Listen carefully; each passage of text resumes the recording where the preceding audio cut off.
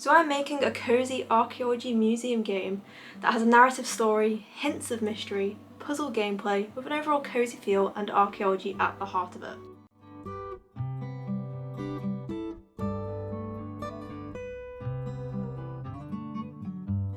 My name is Louise and I'm an archaeology undergraduate student, and until this point I had no game development experience. I've done a bit of doodling in the past, played games, but nothing that is coding or tech related at all. So how and why does an archaeology student with no tech experience decide to make a game? We'll get into that in a minute, but first, welcome to this video where I'm going to show you the progress I've made on my game, A Puzzling Past, including the background, inspiration, current development, and my future plans.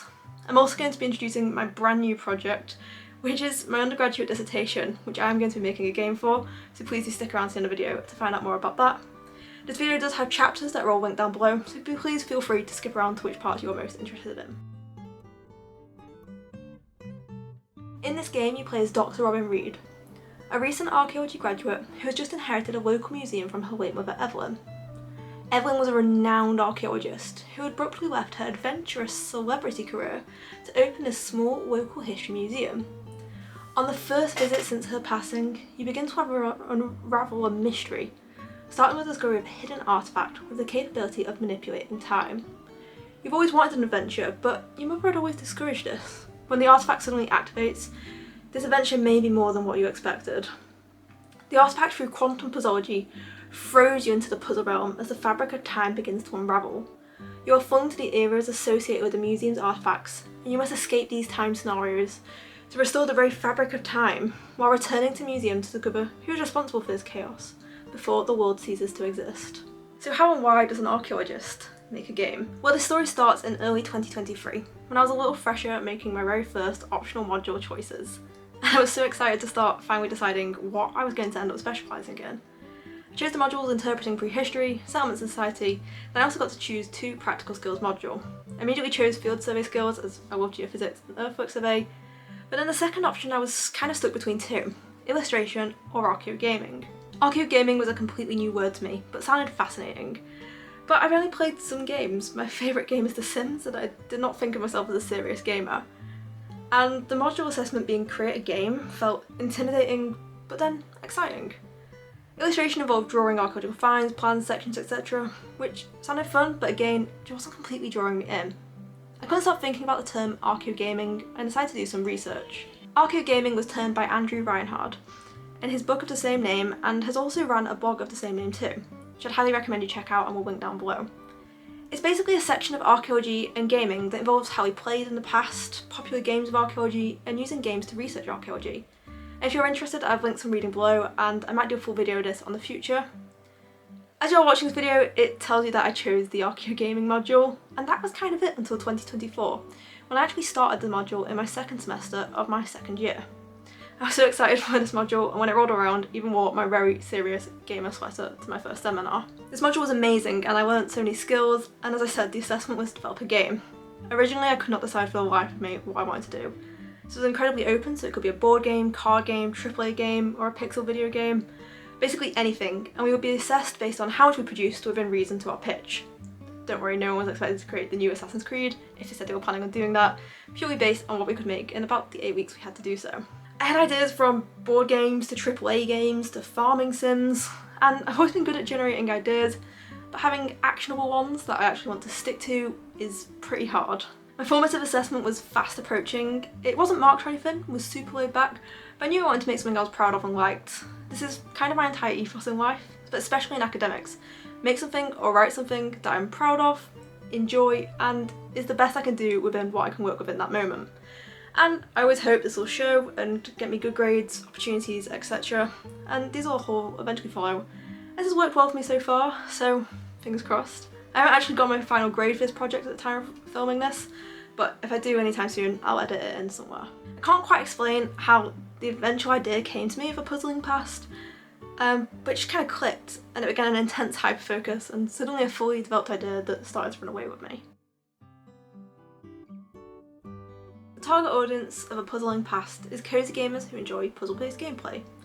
Similar games and their comparable aspects would include Heaven's Vault, with its archaeology, narrative, puzzly sort of style, Outer Wilds, again, kind of been termed archaeology. The Rewinder, that's a pixel art platform puzzle game that's based on Chinese mythology. I Am Dead is set in a museum and is puzzle based again, also deemed a cozy game. Strange Horticulture is a puzzle based game with sort of the mystery, bit of narrative in there too. Unpacking is the pixel art, it's object based, and I really like the show don't tell approach in that game. Animal Crossing is the flagship cozy game, so has to be included, and has a museum. Stardew Valley museum, the top down pixel art style, is also something in this game. Escape Simulator is a puzzle based escape room style video game. What Remains of Edith Finch, it's got the cutscenes that I really like, show don't tell, narrative, mystery. Escape Academy, also puzzle based escape room style. And then Real Escape Rooms, I've worked in one and I really enjoyed them, so I can't wait to capture that as well in my game. So cozy gamers are people who enjoy cozy games, which is a broad genre of games that is designed to be relaxing, casual and comforting. The demographic of these players is believed to skew to women in their 20s and 30s. For example, players of Animal Crossing New Horizons are in their 20s and 30s, but these are actually evenly split between genders, so it might be sort of a misconception that these are mainly for women. The game is also intended to appeal to people who enjoy escape rooms. Escape rooms are games where players discover clues and solve puzzles to complete an objective, usually to escape a room. Similar to cozy games, Nicholson, 2015, found most escape room groups were adults over the age of 21 and evenly split by gender. Heaven's Vault and Outer Wilds are some of the few cozy games with archaeology, and these are also feature puzzle-based gameplay in parts. These are also regarded as some of the most accurate depictions of archaeology in video games, demonstrating why creating an archaeology puzzle game that's cozy could be quite successful. So the inspiration for my game, A Puzzling Past, comes from a range of places, but I've decided to divide it into 3 categories: archaeology pop culture, museums and time travel.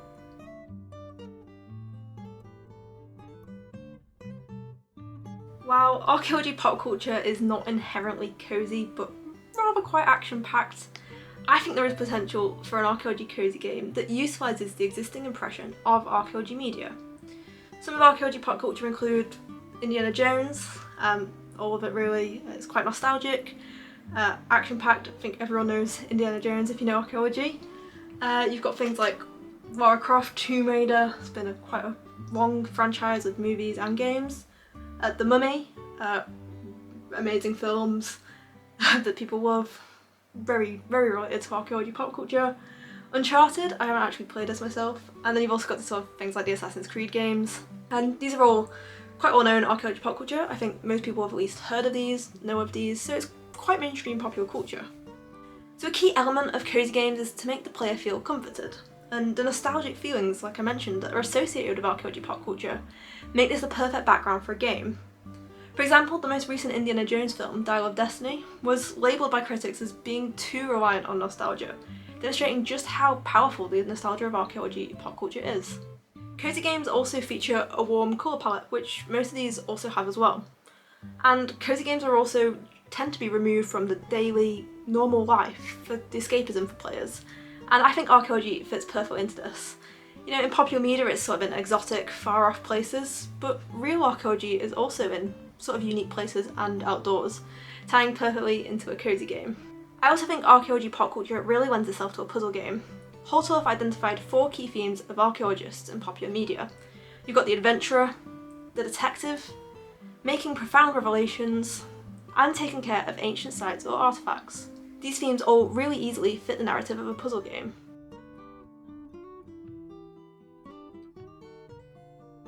So the central location of my game is a local archaeology museum, and I've always loved museums, and I also find these are really tied to the feeling of nostalgia.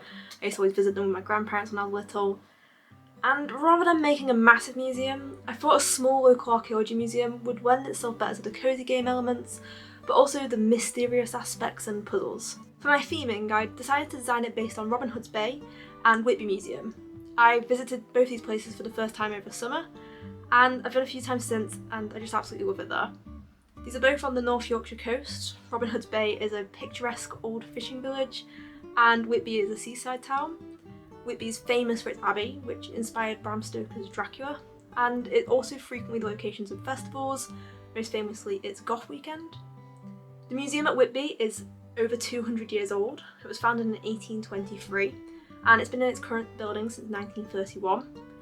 It's described as an eclectic local history museum, and I personally love this description. And I've also liked to think of it as a museum of a museum. It sort of feels like a time capsule to the Victorian antique style of museum, and I'd really recommend you get to visit both these places if you can.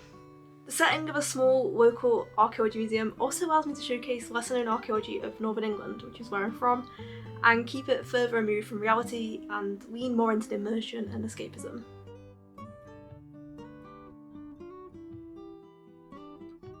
Time travel is a large part of the narrative, and gameplay being the main mechanism for story progression. This was mostly inspired by my love and nostalgia for the Back to the Future trilogy. But it's also inspired by the German TV show Dark. It's got a really interesting time travel mechanism. The Indiana Jones Dial of Destiny also has time travel through this very real device. I weirdly and unapologetically love that film and the use of time travel in there. I know a lot of people have issues with it, but I think it was really cool and like the idea for my game. And then also Avengers Endgame, partially through the fact that there's different realms, which I do draw some inspiration on, but more on that later. So now on to what the player experience will hopefully be like. So the art style is top-down 2D pixel art, like Stardew Valley. Originally born out of necessity due to hardware limitations, this style is increasingly popular today. For developers, it's easier to produce than 3D, and for players, it's powerfully nostalgic due to its association with retro gaming. The nostalgia for this art style, coupled with the nostalgia of archaeology pop culture, allows for this to be a nostalgic, approachable, and cozy player experience. I also think the simplicity of pixel art allows for accurate in-game depictions of archaeological artifacts and locations, but in a non-intimidating or overwhelming way. Originally, I was going to do a 3D isometric low poly style, but I could not find myself taking with 3D modelling, but I really hope to try and learn this again in the future. Pixel art, however, I just fell in love with producing it, and I feel like I really clicked with this. The quicker gratification of producing something that can immediately put into my game also gave me the dopamine I needed to stay motivated and interested. My art is definitely beginner, but I think it's quickly improving, and I don't think it needs to be perfect, as this is almost endearing, and I like seeing how far it'll hopefully come. The game employs a strong narrative, which is enhanced by cutscenes to add to the story. A strong narrative allows for the player to become more immersed, adding to the escapism, and I think hopefully for more engagement with archaeology. So to start developing the narrative, I've created a flowchart that I thought I'd walk you through now. The flowchart as a whole is quite basic. I'm only going to go over the first chapter because it's the one I've done in most detail, and I don't want to give you spoilers in case this ever actually becomes a real game. So chapter 1, I'm calling this chapter The Museum of More Than I Bargained For, which I think is quite funny. Please let me know if you think that's funny or awful, I don't mind. And you'll start with the intro, which is going to be some cutscenes of Robin, our main character, arriving in the museum, really setting the theme. So if you start with museum, enter, and your first sort of thing will be to explore the museum. You'll have to collect dust bunnies from around the museum, and once you've collected 10 and read 10 artifact cards, that will sort of check that off. Then you're going to find like a note from your mum, and you'll have to follow the clues to find her secret office. The secret office is going to be hidden away in the attic, and you'll find some more clues and do some simple puzzles. I don't want to make the puzzles too difficult, but you know, small, quick and easy to do, but fun. And once you've followed all these clues, it's going to eventually have you finding the hidden artifact. And then it's going to be a cutscene, and this is going to activate, and you're going to see the villain triggering this, which you'll then pass out, and then when you wake up, you'll see it's all glowing purple outside, which is going to be the colour of the fabric of time. I'll go over that more. This sounds insane. It'll activate, you'll pass out, purple. Then once you exit the office, you're going to find that all the artefacts in the museums are missing. There's going to be black cutouts of this glowing purple fabric of time colour. Then when you touch one, you're going to be transported in time. The villain's going to see this in the cutscene and just think it's irrelevant, an unwitting victim of the puzzle realm. Some dialogue. Then you're going to get chapter 2, which is going to be called Romaning Around, which will be your time escape scenario 1, and it's going to be a Roman villa modelled off a real Roman villa that's nearby. More of these aspects will be explained in a few more sections of this video, but yeah, this is just a basic outline, really simple to start with for now. I've got rough ideas for the rest of it and hope to continue this flowchart and then once I've got this, it'll give like a plan of almost of development, programming, and then rewriting the story in proper detail with scripts. But I like how it's started. I think this is a good approach I've got. Please let me know how you write your games, if that's something you do. Another key part of the player experience, like I've mentioned quite a lot now, is the museum. So the Reed Local Archaeology Museum is the main location in the game. The cosy removed location of Northern England allows for it to showcase the local history. The museum is going to have medieval, Anglo-Saxon, Viking, Roman and prehistory exhibits that all showcase real archaeological artefacts. Attached to display cases are going to be information cards that the player can click R to read, and these will tell you all about the artefacts, sort of similar to the encyclopedia in Civilization 6. So now I'm going to talk about the science of time travel in the game.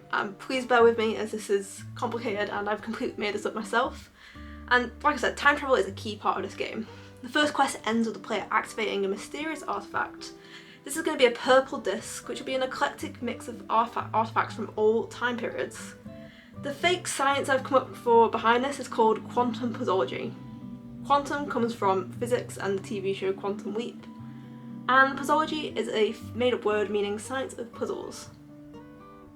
In the game, quantum puzzology sends the player to an alternate dimension of the past called the puzzle realm. The puzzle realm is the self-defense mechanism of time, which is activated when someone tries to manipulate time. The individual who is trying to do this is then flung to a random time period in the past, but in the puzzle realm. To return to their normal time and normal realm, they have to complete a series of puzzles themed around the era they are in to prove they are worthy of being able to manipulate time. Unbeknownst to the player, the mysterious artifact they discover is a docupi, which stands for Disc of Quantum Puzzology. Unluckily, as they are handling this, the game's villain tries to manipulate time for the first time, which is how the player is unwittingly flung into the past for their first time escape scenario. So throughout the game, the player is going to be flung into several of these time escape scenarios, and they'll have to escape these in order to return to the museum and to discover why their mother had this artifact and the villain's identity to stop them. These scenarios will be based on the exhibits of the museum and real archaeological sites in Northern England. These locations will be accurate reconstructions of the sites in their eras, and due to these existing in the puzzle realm, anything inaccurate, such as locks and other puzzle mechanisms, will be in the time purple colour to differentiate this, to show what's real and what's not. So I've mapped some of the ideas for my game locations. These might change throughout the game, as I might need more time escape scenarios than I've already come up with, or less, depending how long the gameplay is, if it's not repetitive, you know, things like that. So we've got sort of things like the museum, which is going to be in Robin Hood Bay. For the Paleolithic section, we've got Cresswell Crags, Mesolithic Starcar. We've got so many. For Neolithic, we've got Henge, some Bronze Age barrows, Iron Age, some Iron Age forts, hill forts, a Roman villa. For the Anglo-Saxons, we've got Lindisfarne Island, and for the Vikings, we've got Jorvik and maybe a Viking ship on a river somewhere. And for medieval, we've got Warren Percy and maybe a castle, and maybe for a medieval and post-medieval, maybe one of the Fountains Abbey or another abbey nearby. That's a lot of information and a lot of random sites that you might not know, so I might do more videos on the specific sites at some point if you would be interested in that. So puzzles will be at the heart of the gameplay, and solving them will progress the game. The player will be able to walk around the locations, click on objects to read them, and interact with them. Sort of a point and click escape room style game. But a key aspect will be the notebook. This will collect clues for them, archaeological information, and also act as an inventory. This is sort of based on the mechanism in the Rewinder. In the time escape scenarios, the puzzles will all be themed to their historical setting to test the player's archaeology skills. This could include, you know, Viking shields and Viking helmets in the Viking one, Roman coins, Roman amphora in the Roman one. So characters. Robin is our main character, and her and her mother are both archaeologists. Aspects of all the characters are going to be borrowed from archaeology pop culture to allow for sort of a relatability, but the unrealistic stereotypes are going to be avoided and even poked fun at. So I thought I'd just walk you through my character mood boards. I made it at the very start. So we've got, for Robin, we've got Robin Schabotsky from How I Met Your Mother, Katniss Everdeen, Robin from Stardew Valley, Rosa from Brooklyn Nine-Nine, Emily from Criminal Minds, Marion Ravenwood, Ray, a character from The Dig. Basically just all badass female characters who are young, you know, ready for action, maybe. Then for the mother, we've got Evelyn from The Mummy, where she also gets her name from, older Marion Ravenwood, and then these are basically shown like the clothing style, that sort of archaeology, outdoorsy, adventure outfits. Then for the villain, I do think I might make the villain a paleontologist, which is just a poke fun at the fact people think archaeologists dig dinosaurs, but I'm not 100% sure yet. But we've got some characters. This is a character from Dark.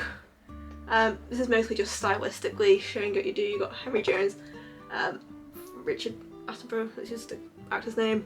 So I kind of want him to be, I don't want him to be like outright evil, I kind of want him to be a bit of a bumbling idiot. You know, just like, maybe he's like possessed or something, he's just a bit of an idiot. Doesn't really know what he's doing. I think that'll add to the cozy element, but I'm not sure yet. But that's sort of the characters I've got. And like I said, unrealistic stereotypes I'm going to try and avoid, because for example, Robin's going to wear a distinctive cap and have an adventurous spirit, but it isn't a fedora and she's not going to be punching any Nazis in my game.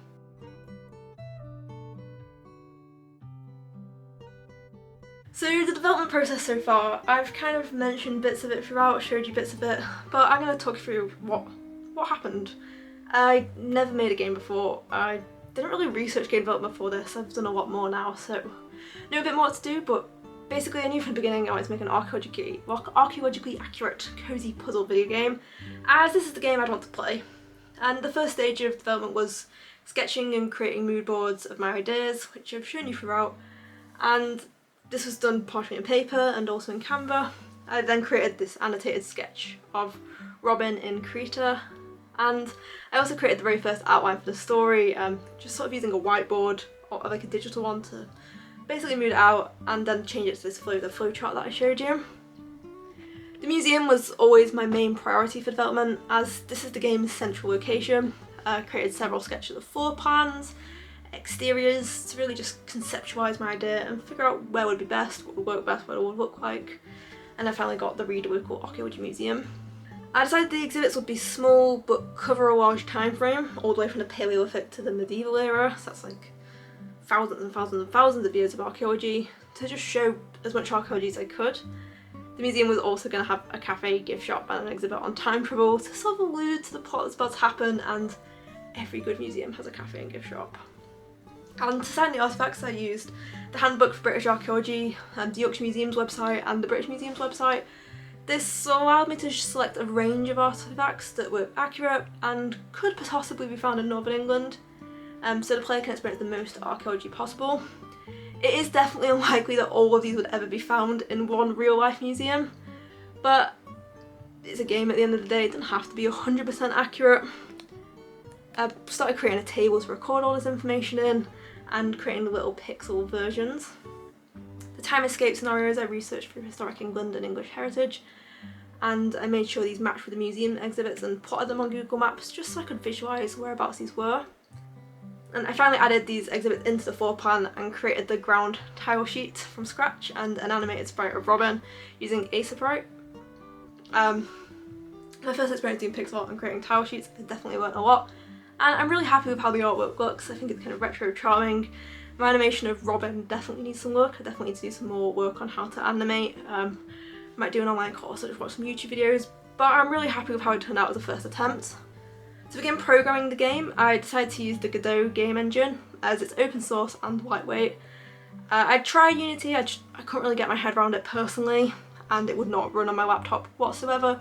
So I'm really happy with Godot. I've managed to make it so you can walk around the ground floor of the museum, you've got colliders, the input programming, and yeah, you can walk around it. I've got a tiny first demo that you can just explore, and I'm really happy with what I've created. It's an incredibly simple demo, but considering I never even opened a game engine until a couple of weeks ago, I'm insanely happy with my progress.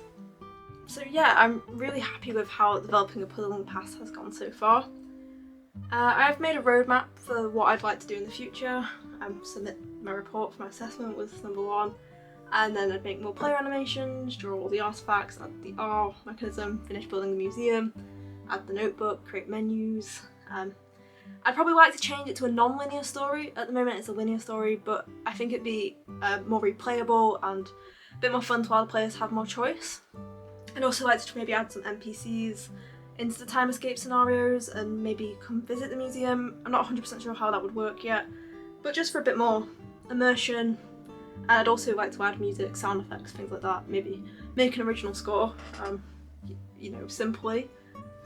Then I'd need to plan and prototype the time escape scenarios. In this game I think I focused a lot on the artwork rather than learning how to program, which I think is fine as someone coming into it with only a little experience in art and enjoying the pixel art side of things. But for my next project, which we'll get onto really soon, I think I'm going to try and prototype right from the beginning, you know, have that start just chipping away at it, you know, do like one piece of artwork, then an hour of coding, you know, just so I can learn how to do it and not be intimidated by it. That was very rambly. Then I'd want to create cutscenes and polish and playtest and things like that. It's a very simple roadmap, I know, but it's enough for me, and I do think I could make this into a full game eventually, but it will be sitting onto the back burner because of my new exciting project.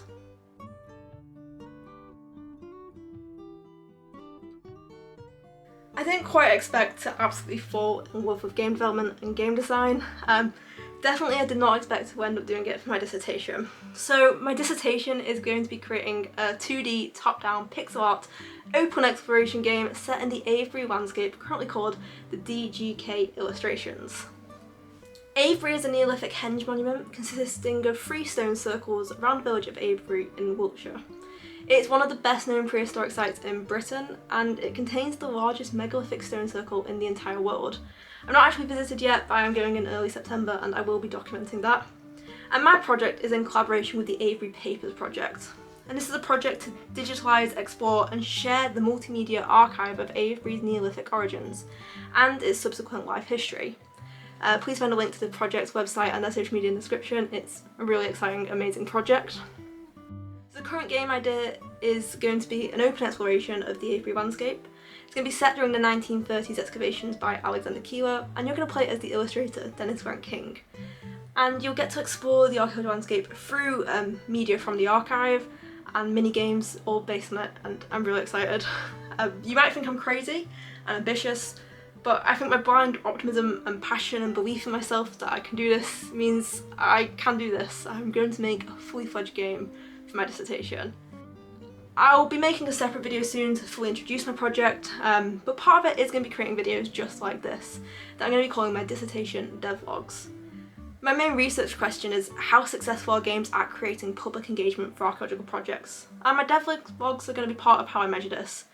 So if you feel like you've engaged, you've enjoyed this video, please like, comment and subscribe for the future devlogs and to see my journey. Thank you so much for watching this video. I feel like this has been a really long video, my voice is starting to go. This project's been a labour of love and me finding my passion in my subject and potentially the beginning of my future career. I'm so excited for the journey and I hope you will follow it too, and I shall see you in the next devlog. Goodbye.